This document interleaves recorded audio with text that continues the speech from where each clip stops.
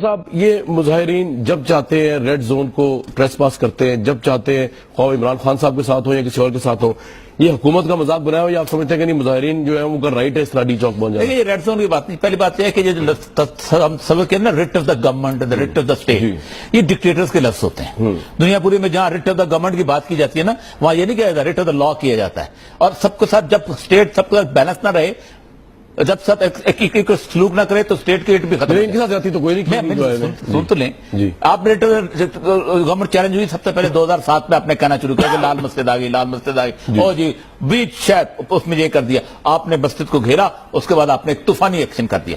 2007 سے پہلے پاکستان میں ایک خودکش حملہ نہیں ہوا. اچھا، میں چیلنج سے کہتا ہوں 2007 پر آپ کا خودکش پیدا ہوئے، آپ کا سواد پیدا ہو کر اس کے بعد 14 دھرنے ہوئے ہیں ڈی چوک میں. وکلاء کی موومنٹ چلی، آپ نے کہا کوئی ایکشن نہیں ہوگا، مذاکرات ہوں گے. ٹھیک، این سی ایچ ڈی کے لوگوں کی موومنٹ چلی، آپ نے کہا کوئی ایکشن نہیں ہوگا، مذاکرات ہوں گے.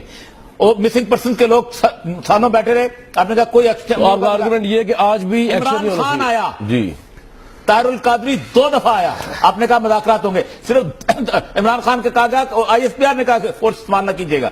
اس کا مطلب یہ ہے کہ آپ کا مسئلہ ریٹ آف دا گورنمنٹ نہیں ہے، آپ کا مسئلہ داڑھی ہے. داڑھی ہے، وہ بریلوی ہو، وہ دیوبندی ہو، وہ شیعہ ہو، کوئی ہو، آپ کو نفرت بنائے طور پہ داڑھی سے ہے. وہ داڑھی اس سے کہ جو لا الہ الا اللہ محمد رسول اللہ. نہیں سر، ایسی بات تو نہیں ہے، ہم سارے مسلمان ہیں، ہم سب اس سے پہلے مجھے یہ بتائے عمران خان کے خلاف کیوں نہیں اس طرح کھڑے ہوئے؟ رشتہ دار تھا ان کا.